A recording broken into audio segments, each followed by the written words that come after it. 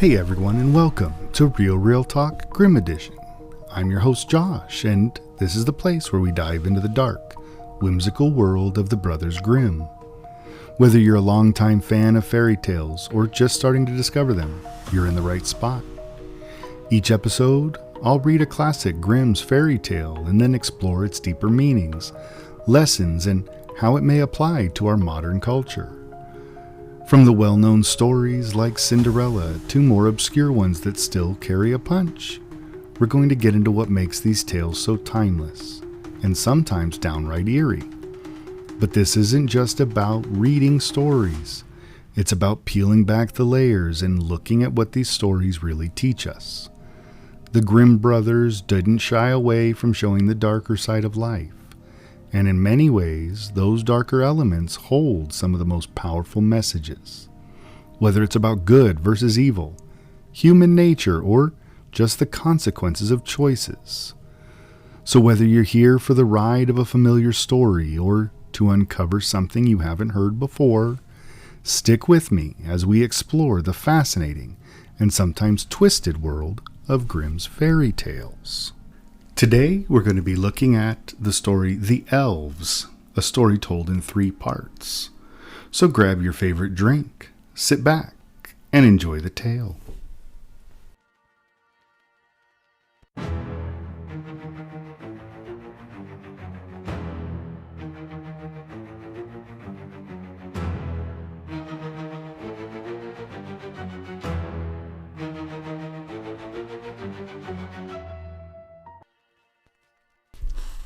The Elves. First story. A shoemaker, by no fault of his own, had become so poor that at last he had nothing left but leather for 1 pair of shoes. So in the evening he cut out the shoes which he wished to begin to make the next morning. And as he had a good conscience, he laid down quietly in his bed, commended himself to God, and fell asleep. In the morning, after he had said his prayers and was just going to sit down to work, the 2 shoes stood quite finished on his table. He was astounded and knew not what to say to it. He took the shoes in his hand to observe them closer, and they were so neatly made that there was not one bad stitch in them, just as if they were intended as masterpieces. Soon after, a buyer came in, and as the shoes pleased him so well, he paid more for them than was customary, and with the money, the shoemaker was able to purchase leather for 2 pairs of shoes. He cut them out at night, and the next morning was about to set to work with fresh courage, but he had no need to do so. For when he got up, they were already made, and buyers were also not wanting, who gave him money enough to buy leather for 4 pairs of shoes.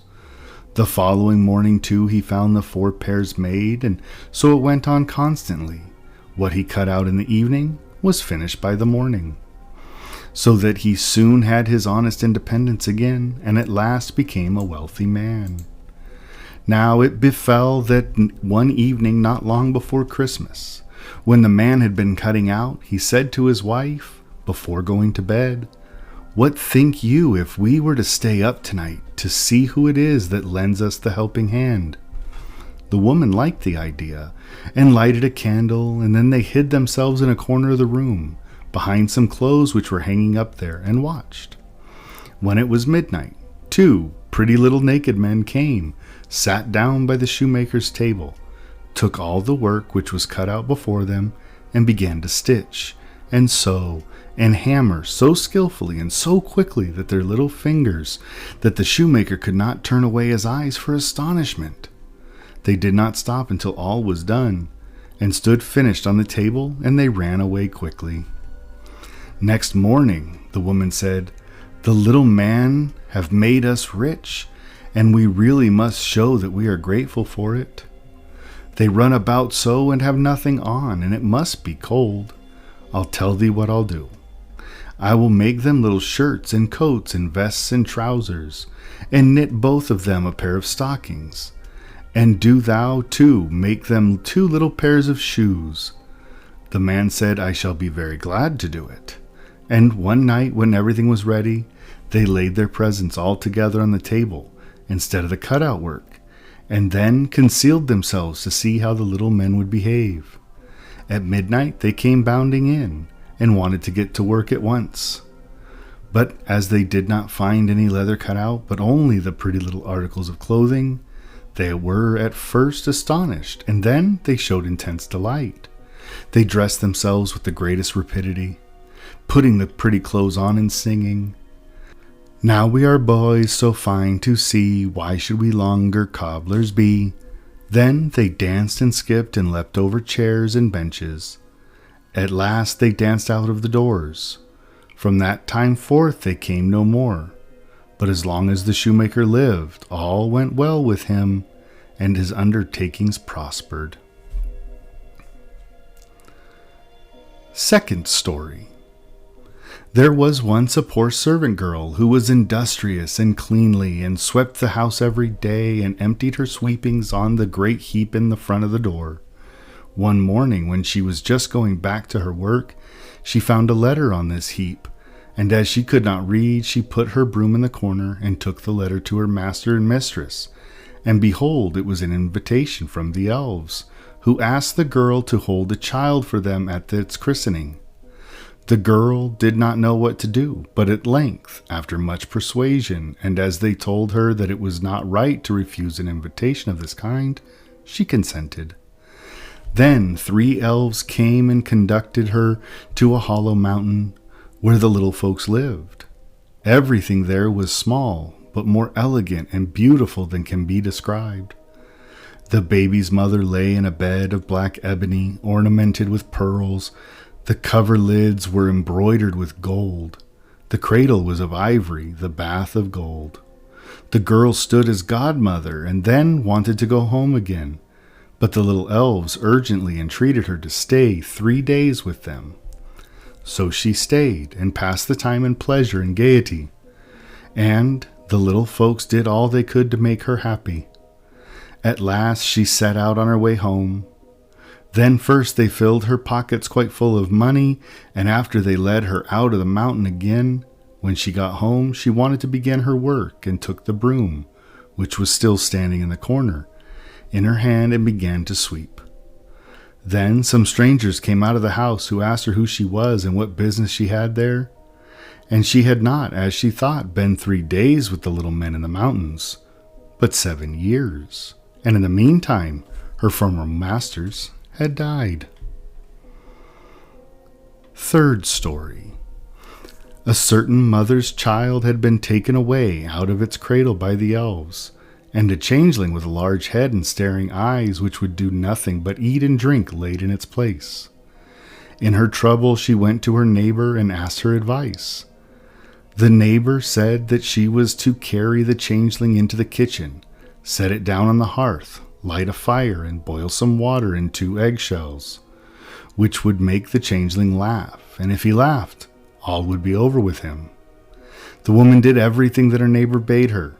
When she put the eggshells with water on the fire, the imp said, "I am as old now as the Wester forest, but never yet have I seen anyone boil anything in an eggshell." And he began to laugh at it. Whilst he was laughing, suddenly came a host of little elves, who brought the right child, set it down on the hearth, and took the changeling away with them.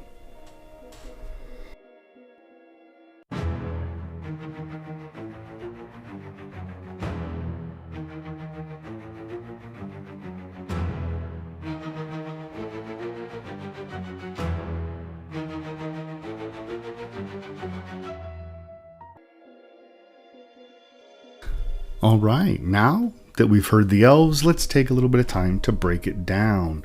What does it mean, and why does it still matter today? Because this tale, like many of the Grimm's fairy tales, carries a deeper message, and it goes beyond magical little helpers or trickster spirits. The story explores themes of hard work, gratitude, and the unpredictability of time, and even the power of clever thinking. So, the shoemaker and the elves, the story of hard work and gratitude. The first story is probably the most well known, about the struggling shoemaker who receives unexpected help from some unseen forces. Every night these mysterious elves finish his work and Thanks to their perfect craftsmanship, he's able to build a thriving business. But when he and his wife finally see who's been helping them, they decide to return the favor by making clothes for these elves.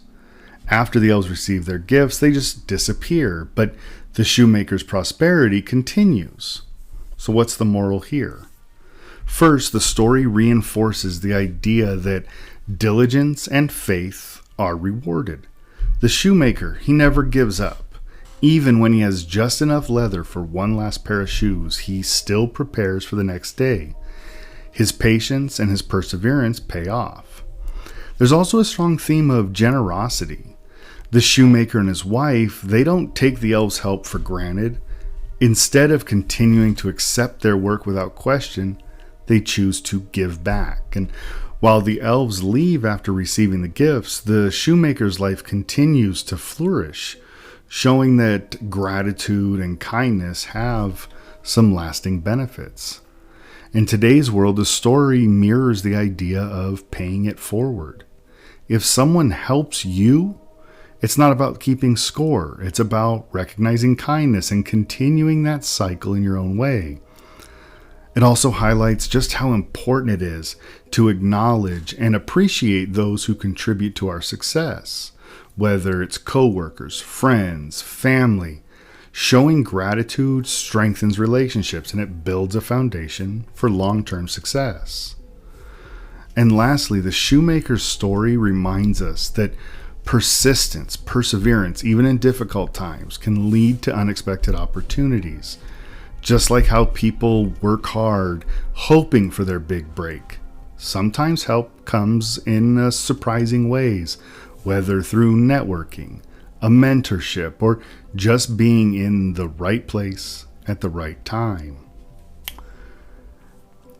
The second story, The Servant Girl and the Elves, about time slipping away. Now this story shifts gears and it introduces this idea that time is unpredictable. A hardworking servant girl, she's invited to be a godmother for an elf child. She stays with the elves for a while, what she believes is only 3 days. But when she returns home, she discovers that 7 years have passed.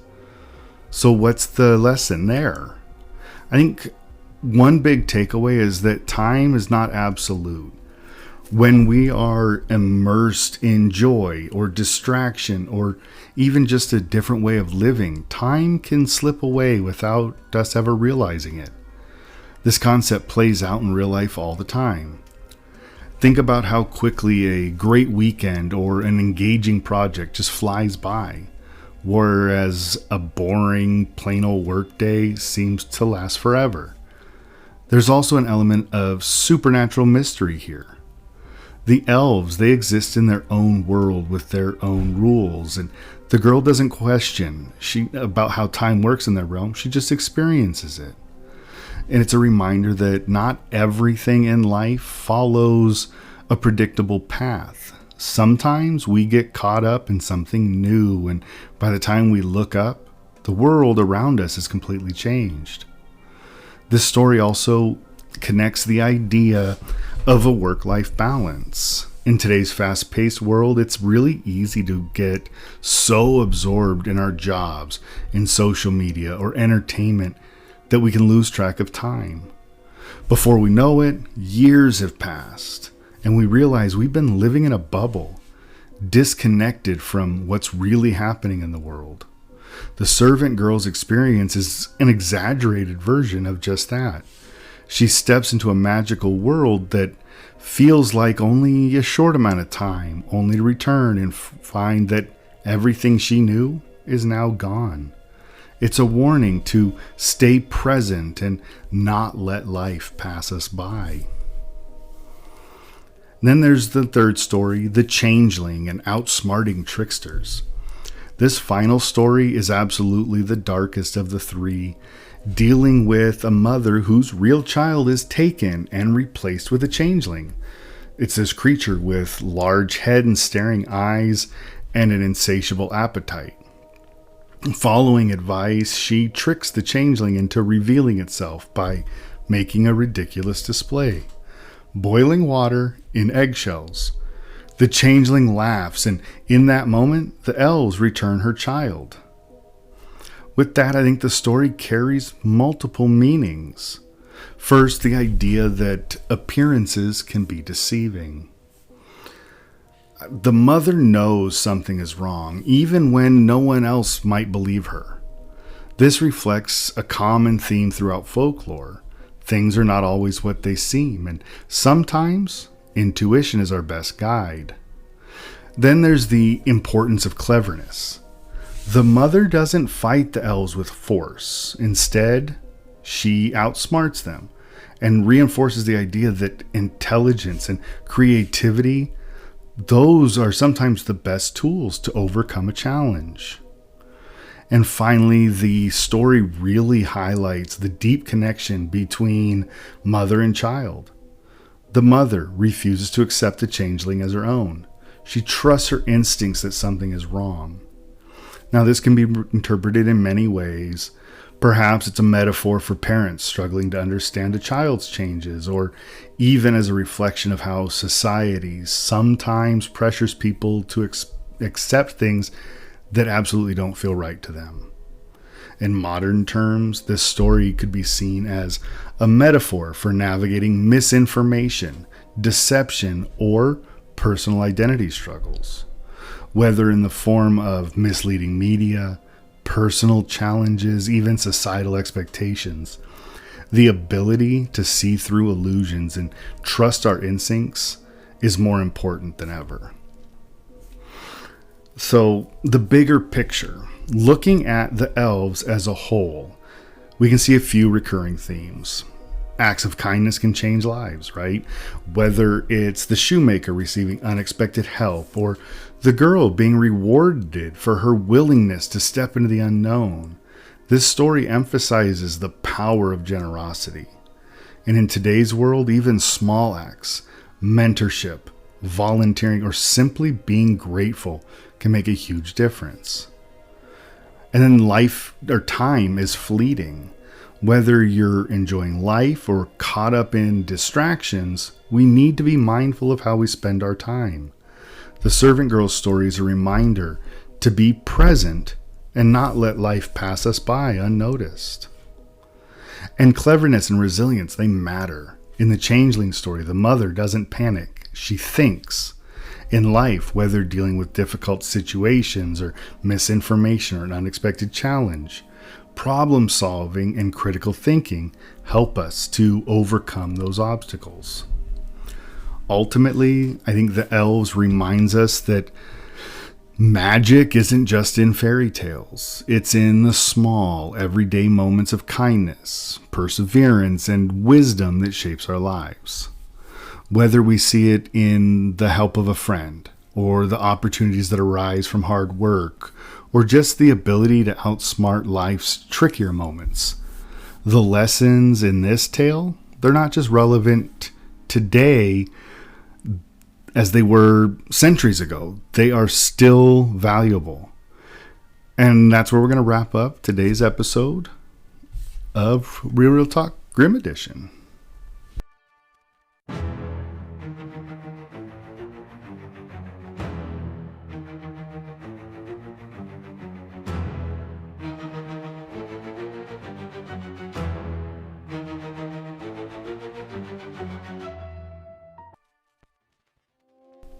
And that wraps up this episode of Real Talk Grimm Edition. I hope you enjoyed diving into the story of the elves and its deeper meanings as much as I did.